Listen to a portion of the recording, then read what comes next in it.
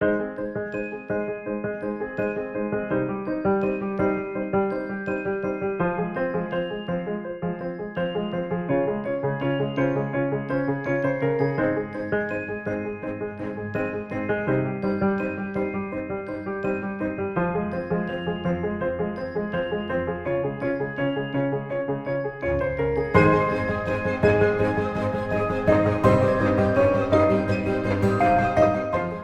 Chickasha! We are so excited to bring you to our very first episode of Around the Oval. I'm Madison Russell, and I'll be your host. And along with an army of amazingly, incredibly talented and creative students, we're going to take you to places you've never seen before and introduce you to some amazing people. But first, I want to introduce you to a music icon. He's a multi-Grammy winner, and his music has been played all over the world. His platinum-selling classics include Up, Up, and Away, Wichita Lineman, and By the Time I Get to Phoenix. He's written for music superstars including Elvis Presley, Frank Sinatra, Art Garfunkel, and Glen Campbell. Around the Oval's Alicia Working actually got to sit down with him and talk to him about his life and his music. Today we have a very special guest, and it's an honor to have him here. He's an Oklahoma native, and he's the only artist to ever win the coveted Grammy Award for lyrics, music, and orchestration. His mega hit he wrote in 1965, By the Time I Get to Phoenix, is the third most performed song in history. Frank Sinatra called it the greatest torch song ever written. Today, here with us, the singer, songwriter, recording artist, and author, and Elk City native, Mr. Jimmy Webb.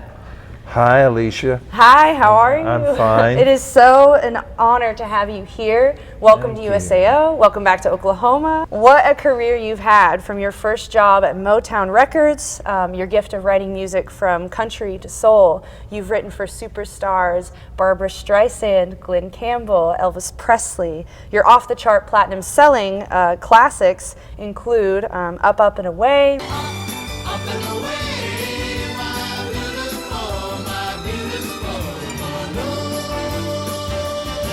MacArthur Park. MacArthur's Park is melting in the dark, all the sweet green ice flowing down. Someone left the cake out in the rain.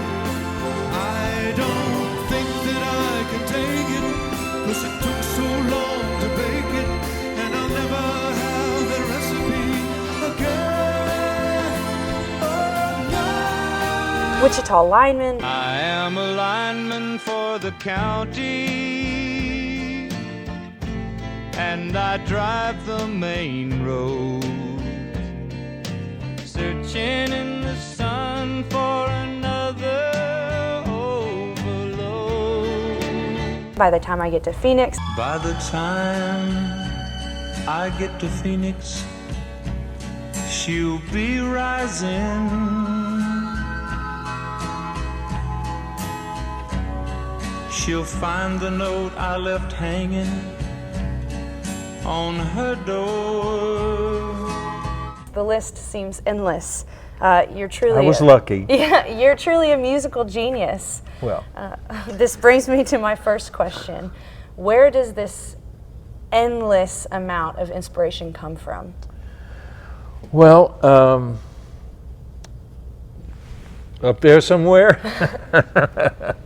I mean, that's usually the first place I look. You know, I don't feel like it's me particularly when I'm really in the thrall of writing a song, and I know that it's good and it's driving me along. It's like I'm on a wave. It's like I'm surfing a wave, and I just have to maintain my balance, and it's going to happen. You know, and the power itself, the force that drives me forward, seems to come from somewhere else. Well, you had an amazing string of hits that you wrote with Glen Campbell, Wichita Lineman became a gold record and was one of his best singles of his career. How did your collaboration with Glen Campbell sort of blossom? We had a record called By the Time I Get to Phoenix that was top 20. I think it was 16 or 17, but it made a lot of noise. And it was also nominated for Song of the Year for a Grammy. Wow. And he won a Grammy for Best Vocal Performance for By the Time I Get to Phoenix. He called me one day and asked me to write a follow-up to By the Time I Get to Phoenix. And I spent that afternoon working on Wichita Lineman. That's one song I can definitely say I wrote for somebody. We were able to work together for a lifetime, really, and had a marvelous friendship. And it's just an incredibly strong bond because he was such a brilliant musician, and that's where we lived, that's where we communicated, that's what we shared. And when we were together, most of the time we were playing. Wow. And it was a privilege. It was a privilege to know him and to be blessed with that kind of a singer to take my music where I frankly I couldn't take it, but he could take it to globally and to a massive audience. And it's incredible to hear about your connection to the music, your connection to these artists. You weren't only successful in the music industry, you wrote for film and television. What would you say, what piece of advice would you give to a student who's sort of a young musician who wants to tap into that industry? Well, the first part of my answer is going to be a kind of a joke. But I'm also at the same time pretty serious about it, is that the first thing that they should do is go out and get my book, which is called Tunesmith: Inside the Art of Songwriting, because I poured everything that I knew about this experience. I put on those pages. I did it for my kids. It's still in print. It's available on Amazon. It's in soft cover now, so it's not really expensive. And it's really a sort of on the battlefield look at what goes on a day-to-day basis.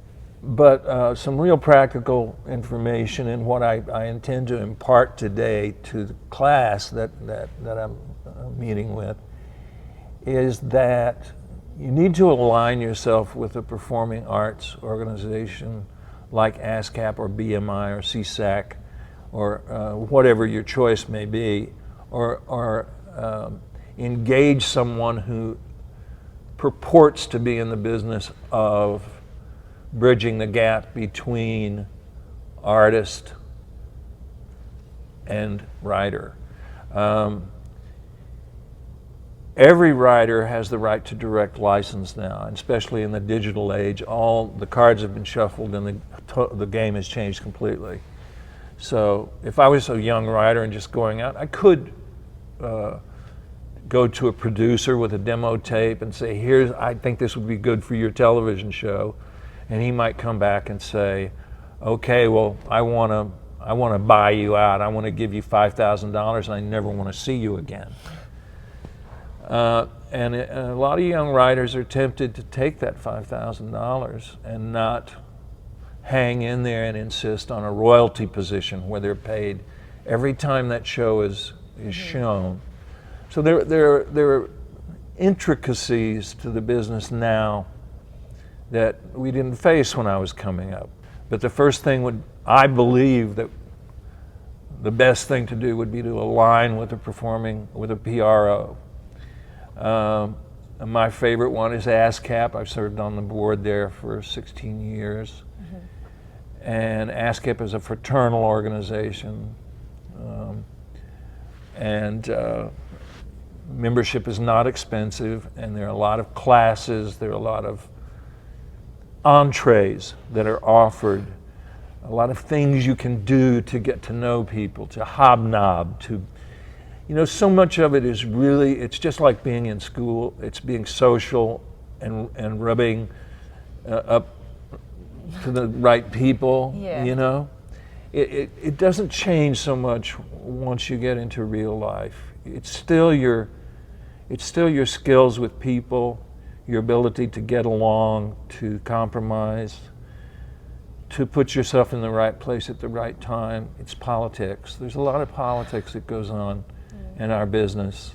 Certainly, you wouldn't be faulted for going to some workshops that have been put on by some really affiliated organizations, some proper songwriting organizations, like the Songwriters Hall of Fame in New York, and NSAI in Nashville, the Songwriters Guild.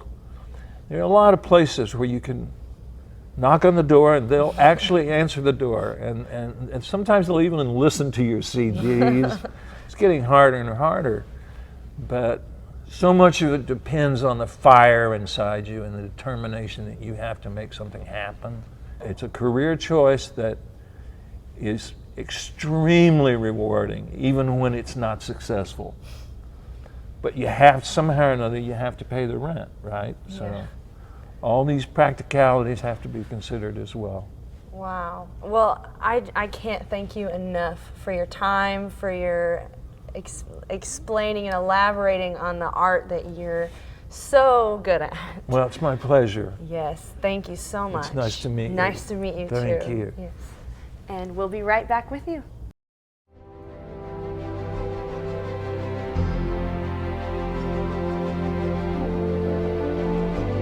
Curious minds create beauty.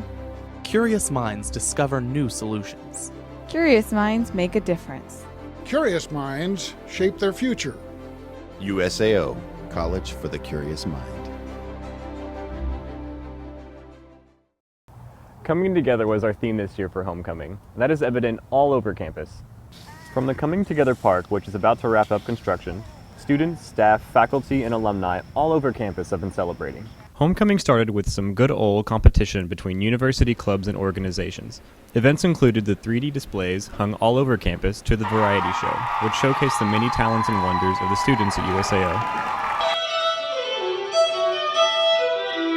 On homecoming weekend, when the alumni of OCW and OCLA came to campus, they, as well as current students, participated in the music faculty concert, the dedication of the Coming Together Park, and the homecoming game Saturday evening, where Ethan Stakely and Brianne Humphreys were crowned as the 2015 Homecoming King and Queen.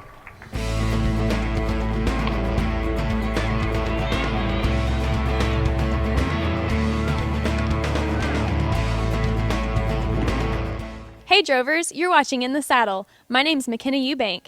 Today we're going to talk to the Williams brothers, two guys on the men's basketball team who grew up playing together and are now living their dream on the Drover court. On the court, I'm flashy. He likes to shoot a lot. I like to get to the rim.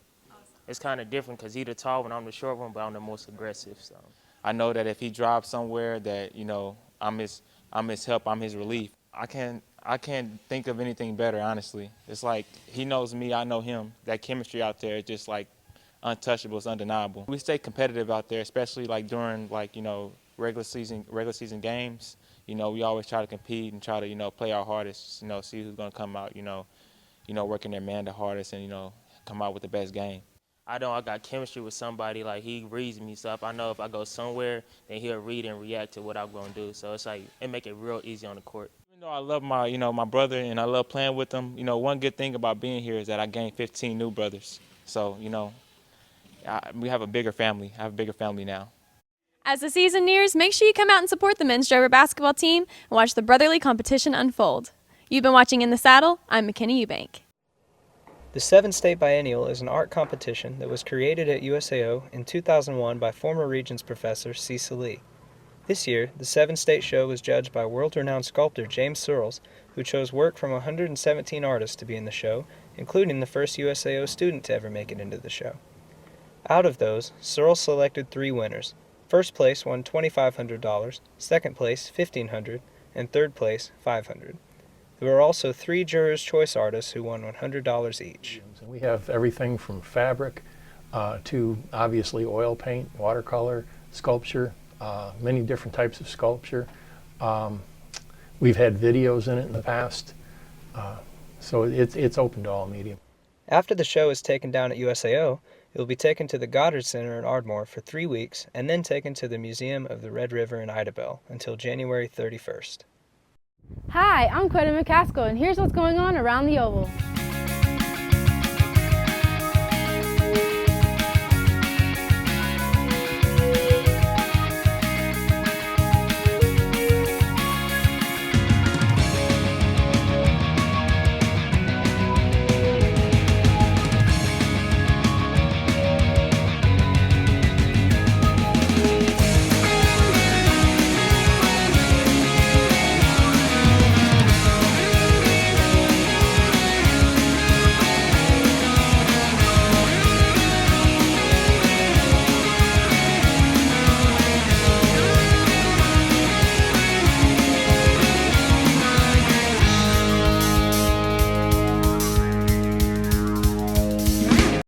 already busy working on our next episode of Around the Oval. Take a look. We're going on some great adventures to downtown in December, where we have the inside scoop on many of the events going on, like the Snow Tubing Winter Festival at Bricktown Ballpark and the Devon Ice Rink at the Myriad Botanical Gardens. We'll take you behind the scenes of an OKC Thunder game, where we'll get to meet Rumble the Bison and maybe some of the star players. We're also going to let you into the tapperific world of Rhythmic Circus, a tap dancing music group that is starred on the NBC TV show America's Got Talent. And that's our show. Like Allison said, we have so much that we want to show you, but we also want to hear from you. If you have any questions, comments, or ideas for the show, email us at aroundtheoval@usao.edu. For the whole team at Around the Oval, I'm Madison Russell, and we'll see you next time. All right. Cool. There you go. Okay. As the season starts to unfold, come out and watch Drover basketball and see the brotherly... Never been before, and meet you or introduce you to some incredible people.